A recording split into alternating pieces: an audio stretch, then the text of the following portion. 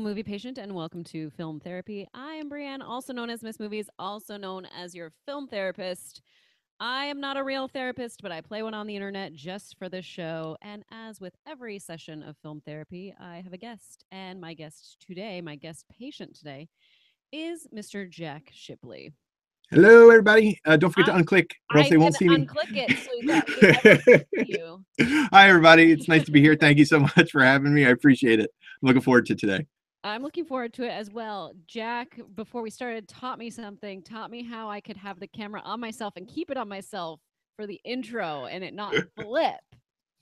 It's And I so was handy. going to click off of myself, but I wasn't quick enough. Well, the worst is when you forget. Okay. And you're just talking and everybody's talking and it's just on you the whole time. And then you Oh pick your yeah. nose and do things Yeah. you're not supposed to. And everybody sees Right. it. We gotta get it. We gotta get to the flipping. So, Jack, you come to us from Pennsylvania. That is why you are not in studio today. Yes. What do you do in Pennsylvania? Who are you? What's all that? Tell us. I am by day, I am a web merchandiser for a hardware company, and by night, I am still that guy who's not at work. And then I run a YouTube channel called The Tough Channel, where a bunch of movie fans from the internet kind of got together and decided to make their own show. And we talk about movies and nerdy things and have a good time. Have a good time. We always have a good time and stuff like that. It's fun to be with other nerds whenever Yes, you can. nerding is So important. I'm wearing my DuckTales shirt. I got my Paw Patrol cup. I am ready to go. you are ready to go, and you got some sweet, sweet posters behind you as Thank you. well. I would like What to are say that they? one of those is definitely mine. Okay. Has a glare at the moment, but this is the Mark of Zorro with Tyrone Power. That's my wife's.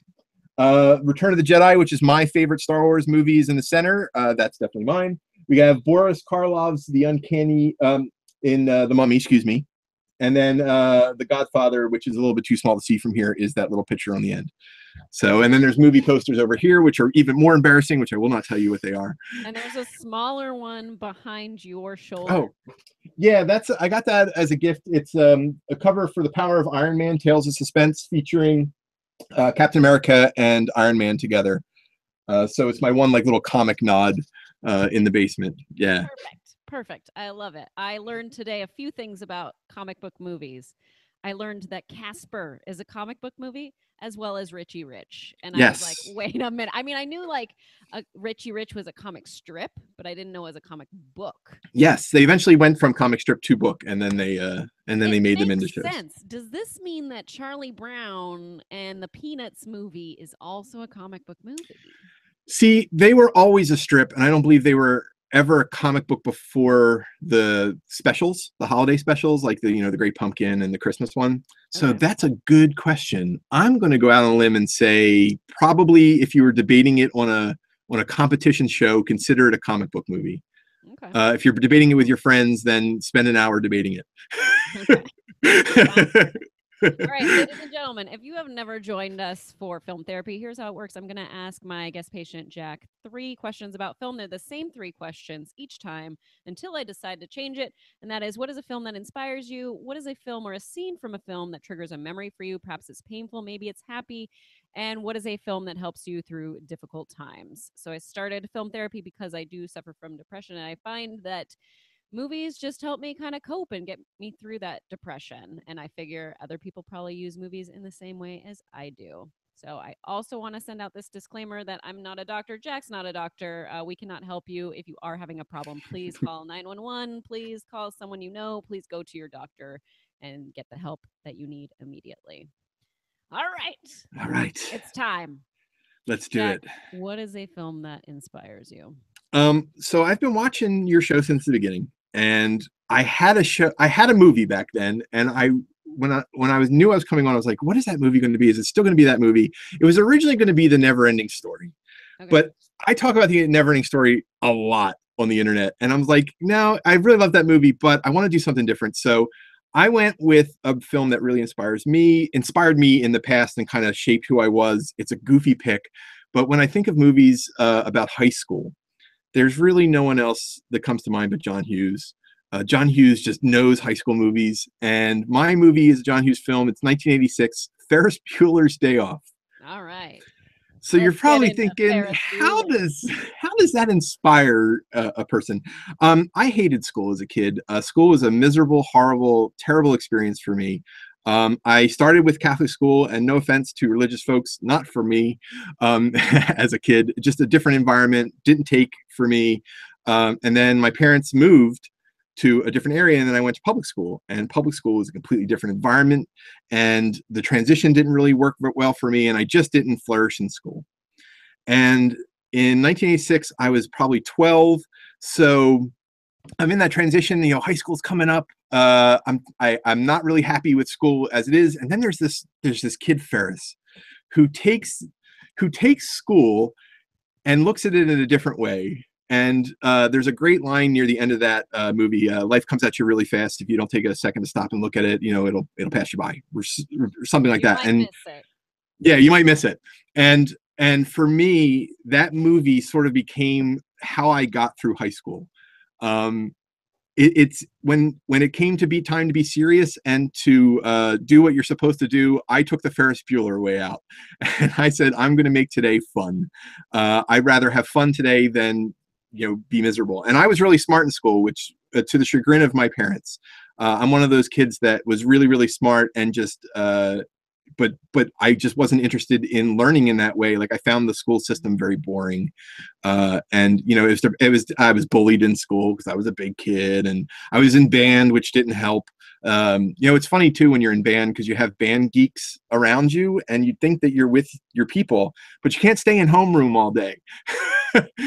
You have to leave band room. So school in general, and high school specifically, was a really difficult time. And so with Ferris Bueller, I think that's really why I did so many bad things in school. Well, if there was a way, you have to share some of those with us, because obviously we want to know how you made it. So for senior year, I mean, it's amazing I graduated high school. For senior year, you had to do an English project. You had to write a paper. Everyone had to write a paper. It was required. It was a senior thing. We all had to do it. You can't graduate if you don't write the paper. And we all went to the library at the beginning of the semester, and I just was like, I don't want to write the paper. Like, I just don't want to write the paper. So while everyone else is working, I'm literally doing anything else. I just didn't feel like doing the paper. So I'd be sitting there. This is back before iPhones and everything. So I actually had to, I would read a book. I'd do crossword puzzles, anything. I'd talk to my friends, and everybody would be in the library working really hard on their papers. And I'm just like, nah, I'm going to have a good time. I'm not going to sweat it. I'd go home at night. I'd play video games. My friends in class were probably working hard on their paper. And then it came time. I was such an asshole. I'm so sorry, Dr. G and Palmy. So I got to the class, everybody's handing it in, and he gets to my name, Shipley, S. So they went through the whole room, everybody's handing in their papers and doing all their things. And this was just at the beginning this was in 1992. So it was just in the beginning of computers being like a thing. So everybody's still pretty much typing their reports, but some people like me were really savvy with computers, and I used that to my advantage. Oh God, I'm such an ass. Like, just thinking about this story. So I went in, and he's like, what did you hand in your paper? And I'm like, oh, I already handed it in to you. And he's like, what do you mean? I'm like, oh, I handed in my paper already. Don't you remember, like, a week ago when you said we can hand them in early? I walked up and handed it in to you. And you could see, like, the cogs were turning. He was trying to remember this thing that never happened. And and so he was like, oh, okay, well, I'll go look for it. And he went to the next person, and he went, and they passed through the whole class, and I didn't have to do the paper. So then the next day I walked up to him. I'm like, oh, did you find my paper? Which of course did not exist. And he was like, no, I'll keep looking for it. And I'm like, well, I need this paper. It's a grade. I can't graduate without it. And he's like, well, worst comes to worst, if I can't find it, I will give you a grade. I'll take all your other grades, average them out, and that'll be your grade. So he gives me the B+, and I graduated. I didn't have to do the paper. God, you are Ferris Bueller. Oh my God, it was so bad. So bad. I'm not proud of this moment. It's like the person that goes into the test and then puts it in the middle, or messes it all up. I never had to cheat. I wasn't the cheating type, right? So it's not like I ever had to. I was smart enough to pass, but I didn't I could study, or I could do something fun. And I hate to say Ferris Bueller, but you inspired me to live, to go I'm smart enough, I'll get through it. It was almost more fun for me. It was more challenging for me to live by that, oh, it's due now. I have to do it now, the pressure. And so I sort of made that a thing, and that's how I got through school, because I don't think I would have gotten through school if I didn't just do it my way or Ferris's way in this case. So it's not necessarily the greatest type of inspiration, but that's how I got through school. Well, but I mean, inspiration, I guess, could be both positive and negative. It Yeah. inspired you in technically a negative way. Yeah. I mean, I Oh still, man, you're a you bad know, teacher. yeah, I know. Did I I ever felt get bad. that to paper? Did I Yeah, leave that I was like, paper? oh, I gave it to you on disc, and computers were so new. I mean, literally, my year was the first year they actually had a classroom with computers in it, and they had some poor math teacher was trying to teach the computer class, and And they're everybody's still like, off. what? They're still doing Well, it. yeah, but I was like, they're like, what do I do? I don't understand. They have a book in front of us. We're all learning basic, and the teacher has no clue what to do. And by that point, I've had a computer in my bedroom for like 5 years. Which, if you remember, so did Ferris. He's changing his school grade and stuff like that. Yeah, I had a computer when Ferris Bueller came out, so I was like, oh, I could do that. That's a thing. So I literally taught my computer class how to do computers instead of the math teacher. Like he would come in and go, okay, Jack, go ahead, teach everybody how to do this, and that was fun for me. But that's how I got through high school, like just getting through. So, and then it was over, and I was so happy. I know traditional school is definitely not for everyone. Like that learning style is not for everyone. And so it does make it difficult for people that are, let's say, smarter. I know my husband is like really smart and did not like high school. He's like, I needed a different way of learning, and that just wasn't offered to me, which, it's kind of hard to you have to go to the middle when you're in public education, unfortunately. Well, I also had traumatic life events that took place. My mother got divorced when I was 3 to an abusive father by a sperm donor. He doesn't even get to be called father. The sperm donor was abusive, and there was a period in there where it's just me and my mom. And when you're in that environment, it's different. My mom worked to put food on the table and keep us alive, and took care of us and stuff like that. And I kind of had to grow up a little fast too. And then more tragic events that took place that might come up in number 2.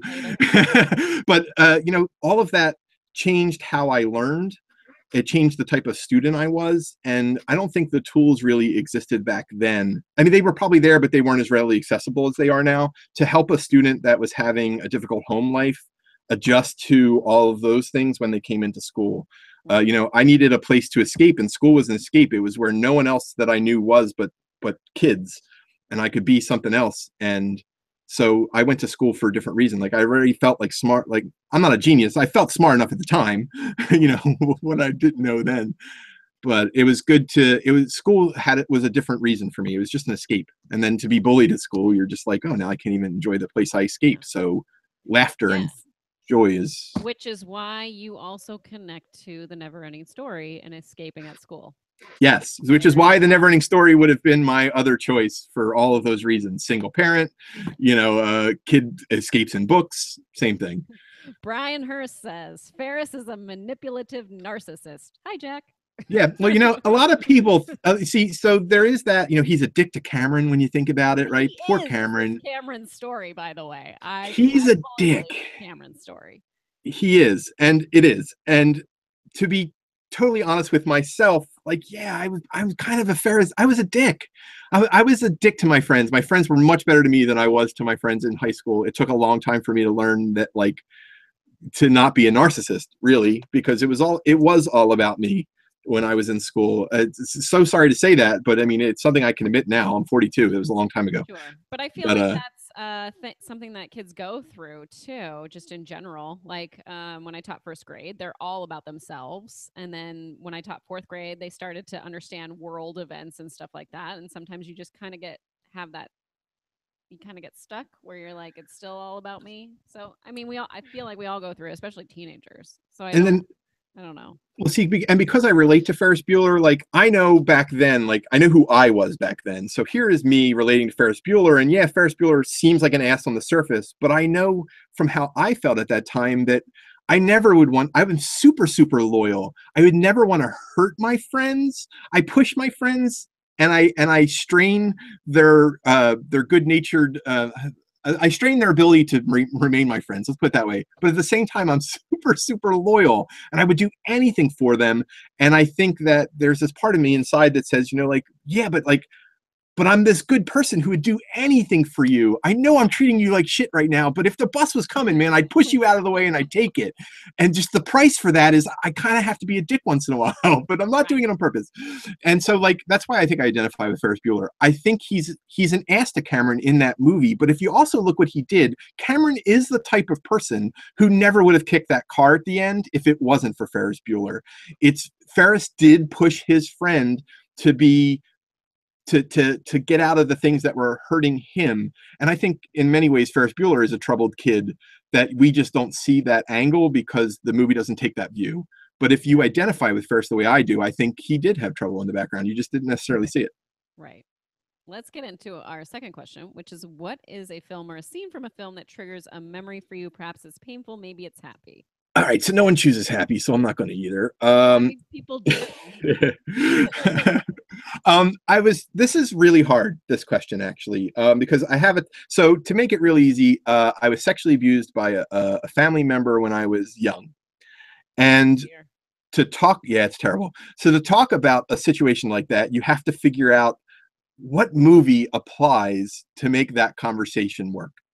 And I just couldn't come up with one that would feel natural and as a good way to tell that story. So I'm going to take a sideways shot at it and talk about a different movie that sort of touches those feelings, but in a non-direct way. So the movie I'm choosing is 1989's Field of Dreams. Okay. It's a baseball movie. I don't know if you've ever seen it. I've seen it, so thank goodness. Now, I saw it when I was pretty young, but I do remember key elements to the story.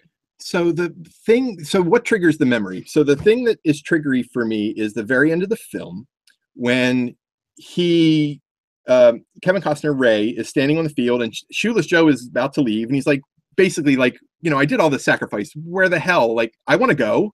I sacrificed this whole movie for this thing. And he goes, if you build it, he will come. And he points over and there's his dad. And he's like, he was estranged from his father. Then his father died young. He didn't have a relationship with his father. So here's a moment where he can have a catch with his dad. And I swear I get emotional every time I see the end of that movie because that just sucks into me. So I have a dad. I have a man I call my dad. He adopted me when I was 8. He is my father. So there's my sperm donor and there's my dad. So dad is all the good. When I say dad, I mean all the good things. So when I think of dad, I usually think of my dad. But between the time of when I was 3 and when I was 8, before my dad came along, my grandfather was the person who I sort of looked at as a father figure. And so while my emotions were transitioning to accepting a new man as my dad, he was the one. So he's the one who was my abuser, which makes it difficult because he was a caregiver for a very long time. And then he didn't turn into an abuser until I was around 11 or 12. And it lasted for a number of years.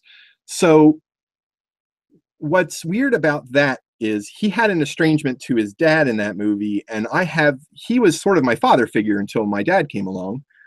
So I try to reconcile when in that scene, I'm like, wow, like, I would love to meet the man that was before abuse because that was the grandfather I loved. And that movie, that moment in that movie triggers that feeling of like, oh man, like I would love for that guy to appear and to have the relationship I had with him before abuse because it's your grandfather, you love your family member. And for the longest time, like I knew the impact that it would have to tell my family and my mother specifically because it was her father. And so I hid it for years and years and years and years. And when you have kids, you reprioritize what you lock away because you realize you were a kid when bad things happen. And if you don't bring them to the surface, how do you protect your kid? Even though you never really can, you do the best you can and you hope that, you know what I mean? But you never see family member abuse coming. No, you never do. Because it just comes out of nowhere. So go ahead. This must be like you said, it's your mother's father. Mm-hmm. And I just don't know how someone goes from like not abusing to abusing. Like, where does that come from? Like, how does that happen? So I get when people like have always done that and have always been awful, but I just don't know how you go from not to doing that. So maybe he had always been that guy and we just never knew. Like there's questions, of course, I can never have answered. He's dead now. Right. He was old and he's dead. So there's questions you just can't ask a person to find out. Like there were for a very long time I was like, I have cousins that are male. So my question to my mom when I finally talked to her about it was, was I the only one? Could he have abused other kids in my family? But I was an only child, so I was an easy target. There was less chance of being caught. Him and his wife would watch me. My grandmother and him would watch me while my mom worked because she was a single parent. Did so your there, grandmother also know? it's unclear. It's unclear on the deathbed. And I apologize to my mom. Don't ever watch this, Mom, because I'm telling family things that I don't, so she doesn't get mad at me. But on my grandmother's deathbed, she apologized to my dad while he was in the room, and no one ever knew why, because I hadn't told them yet. So I only told them a few years ago. I think I was 38, so 4 years ago, I told my mother finally what happened. But they didn't know, so they were like, "What could she possibly mean?" Well, maybe it was just not being a good mother because she didn't treat my mother very well. She had my mom has a sister, and my grandmother favored her, so she didn't really treat my mother with a lot of respect, and so she thought maybe that was my grandmother apologizing for not being a good mother to my mom.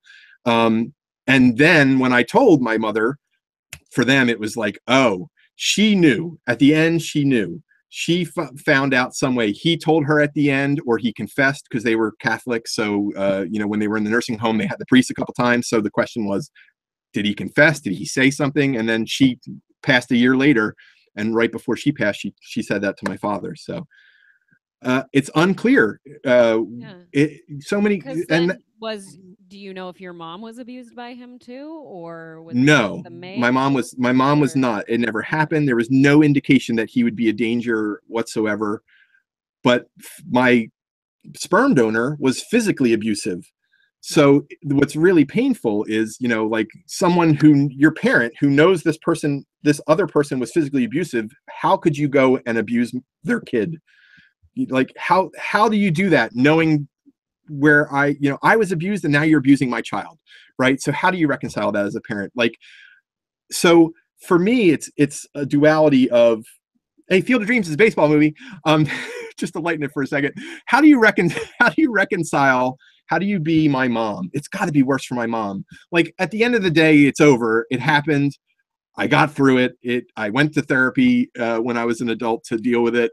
I feel like I'm on the other side of, a lot of the pain, but it's got to be worse for her because that's her dad, right? Like, her dad abused her kid, and then finding that out so late is a terrible thing. But it was something I had to share because it was affecting my relationship with my mom, and I had to, because your parents are supposed to protect you, and clearly I was blaming her for not, even though she had nothing to do with it happening. It was totally not her fault.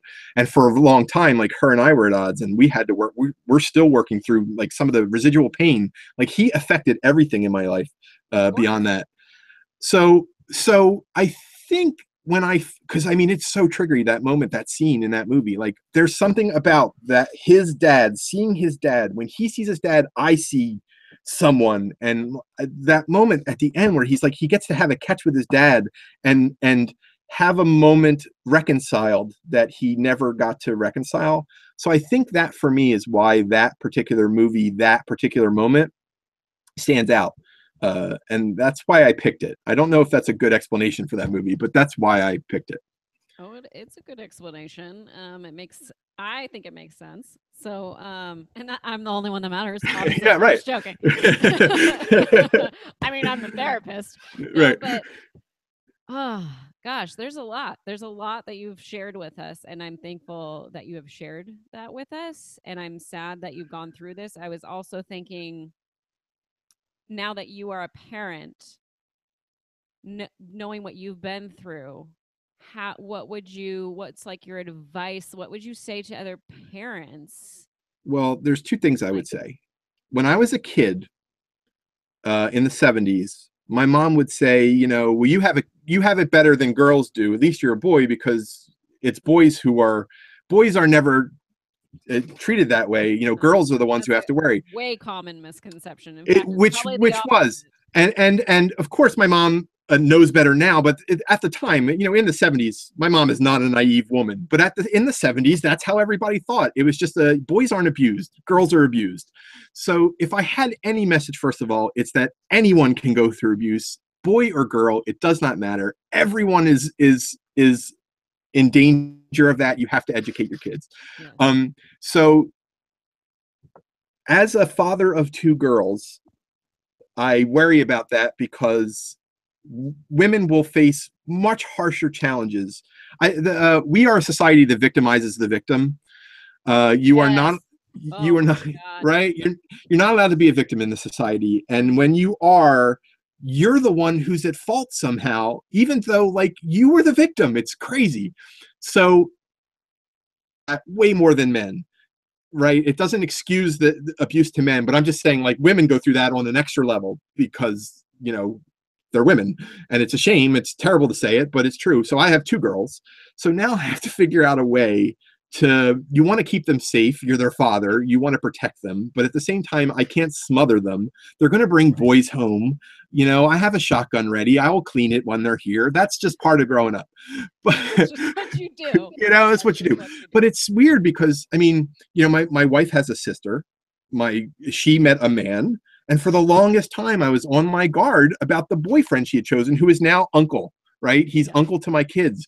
But I'm like hypersensitive to the fact that like, I don't know him. Right. Yes. You know, and he could be perfectly fine. And he's a great dude. But he's, you know, he's going to be uncle to my children. When we go to family gatherings, he is uncle. And I've had a family member. So how do you live not being paranoid? Right? Like, how do you can't smother your children. It has to be, you can't protect them all the time. You have to reconcile that and just know that they are going to go to school and things could happen at school and you can't control it. They're going to go to places without you and you're just not going to be there. So my belief is that dialogue, you have to have this conversation that we're having now. You can't let this have power over you to the point that you can't talk about it. Because if I can't talk about it with you on a web show to everyone, then how am I supposed to talk about it to the two girls that matter most and have to hear the story firsthand? So it's not going to be easy, but someday I have to explain this to them. Right. Now, not looking forward to it, but I'm going to do it. What's interesting is this weekend, I'm taking my kids to like kind of a seminar. It's called Safely Ever After. And it's something where this woman comes and she talks about the dangers of strangers, but mainly the dangers of the people you know. And she's the one that teaches like what the signs of what to look for and how you're never supposed to keep a secret with an adult.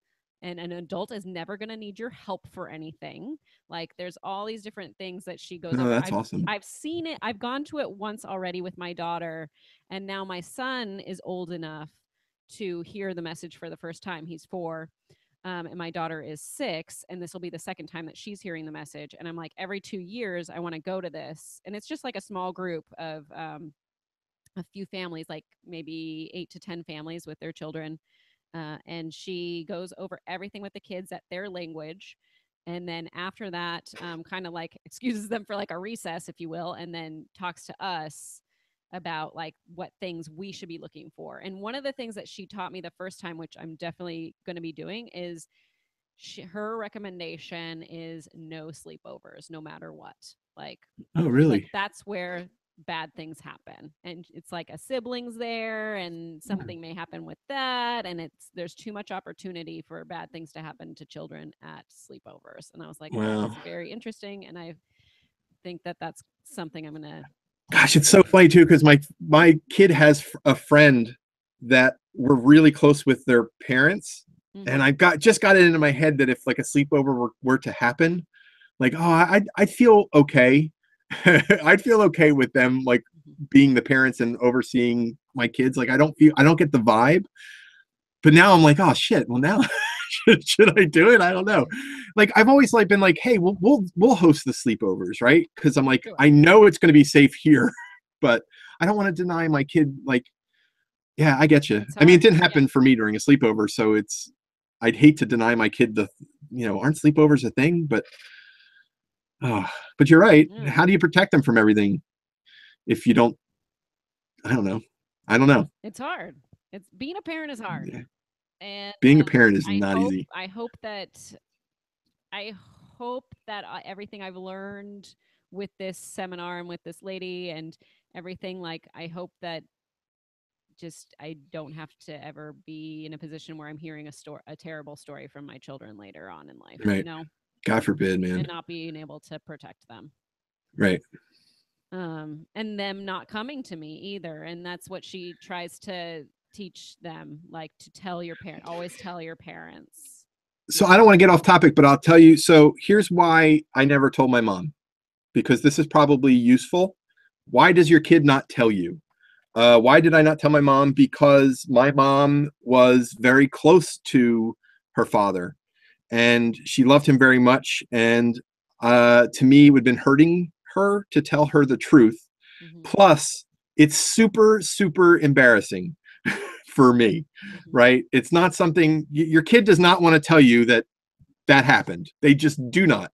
So, and it's more embarrassing for maybe this is not the case, but for me, it's more embarrassing to me for a boy to tell his mom, in the same way that I feel like it would be embarrassing for a girl to tell her dad.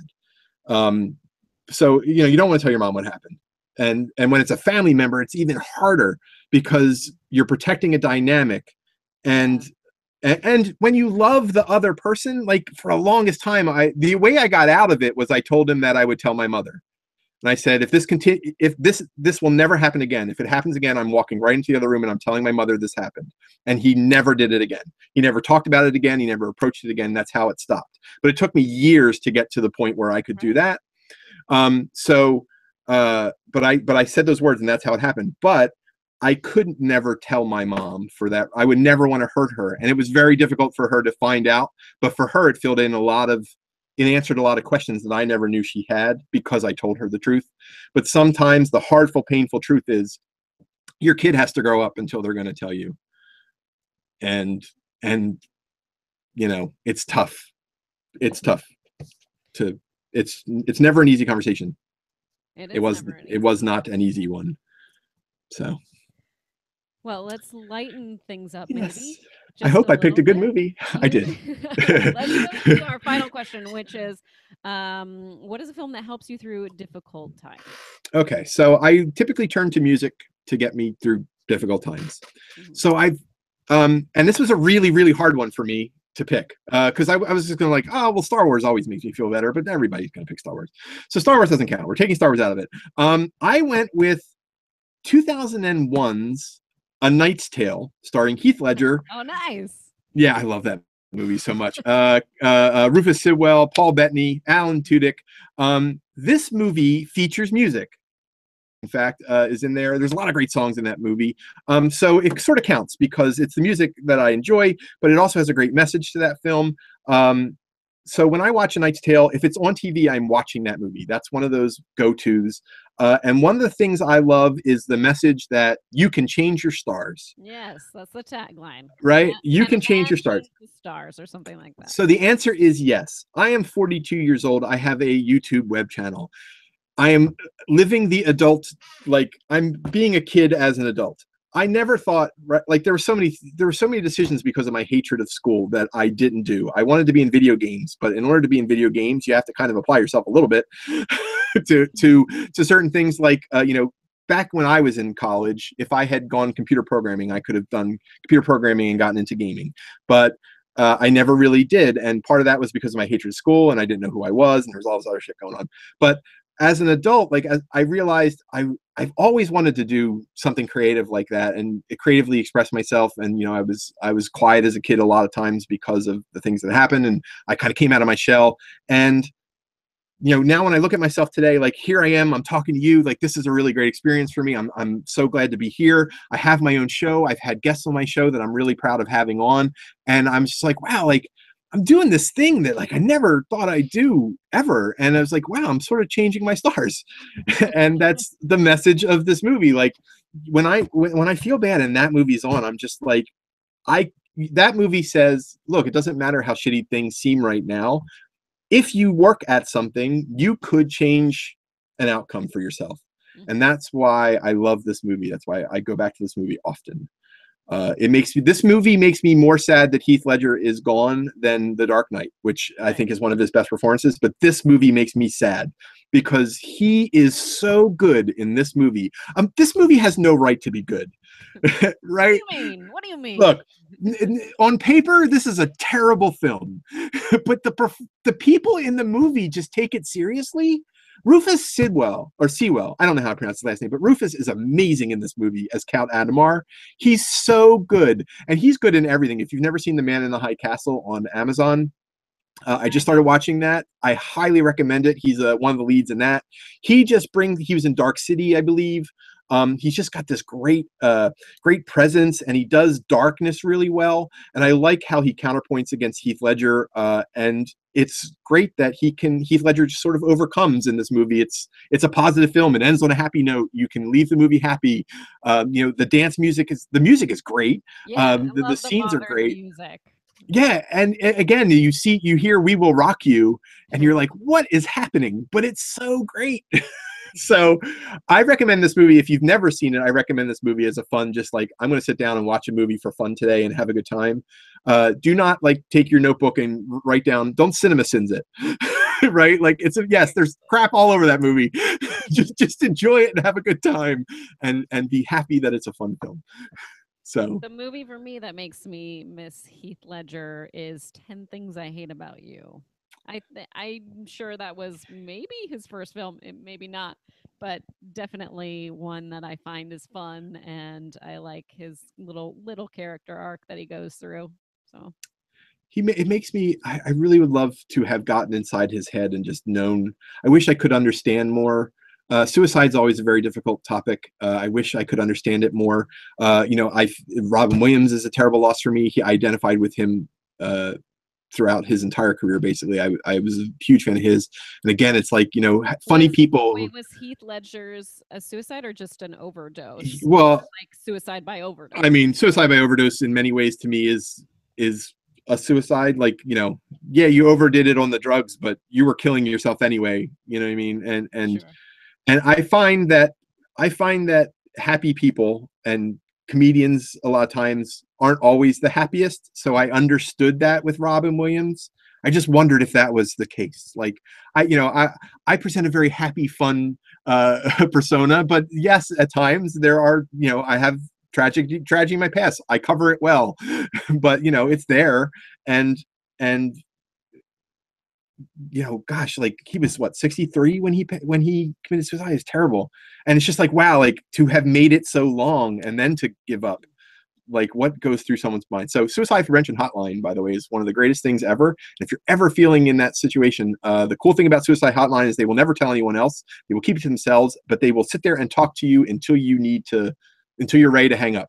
I know a lot of people who've used the Suicide Prevention Hotline. So if you're ever thinking of that, or you're ever having thoughts and you just want someone to talk to, that line is awesome. It's 1-800 something.